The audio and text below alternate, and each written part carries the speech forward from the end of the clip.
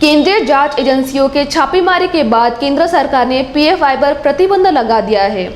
PFI के जरिए देश में दुष्प्रचार फैलाया जा रहा था।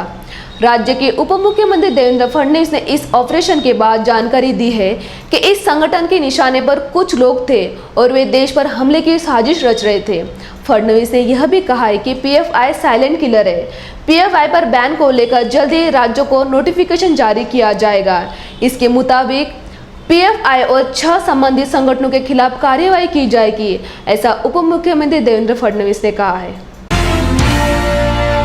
पीएफआई के संदर्भ में केंद्र सरकार ने पीएफआई और उनके साथ साथ 6 और उनके फ्रंटल ऑर्गेनाइजेशंस को बैन करने के संदर्भ में अभी एक नोटिफिकेशन निकाला है।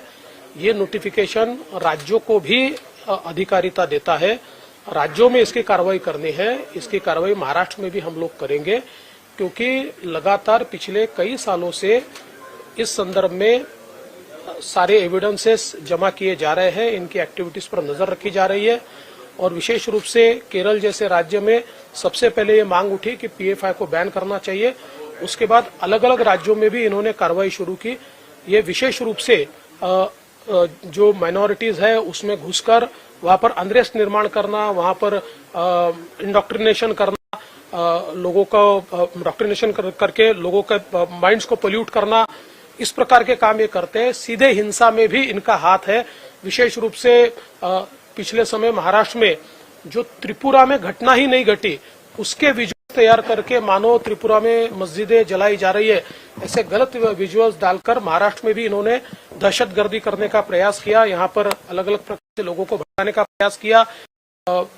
कई प्रकार के गैर कानूनी धंधों में भी इनका हाथ है और ऐसे भी सबूत धीरे धीरे सामने आ रहे हैं कि इनके माध्यम से कुछ लोगों को टारगेट किया जा रहा था, कुछ लोग हिटलिस्ट पर रखे जा रहे थे। तो ऐसी कई चीजें इसमें है। विशेष रूप से इन्होंने फंडिंग की भी अपनी व्यवस्था की है। छोटे छोटे अकाउंट निकालकर उसके माध्यम से किसी के ध्यान में ना आए, इस प्रकार से ये टेरर फंडिंग कर रहे थे। ऐसी कई चीजें बाहर आई है। तो ये सारी चीजों के ऊपर अब आने वाले दिनों में हम लोग कार्रवाई करेंगे। राज्य सरकार का गृह विभाग इस पूरे मामले को किस तरह से, क्योंकि 6 और संगठनाएं भी जुड़ी है।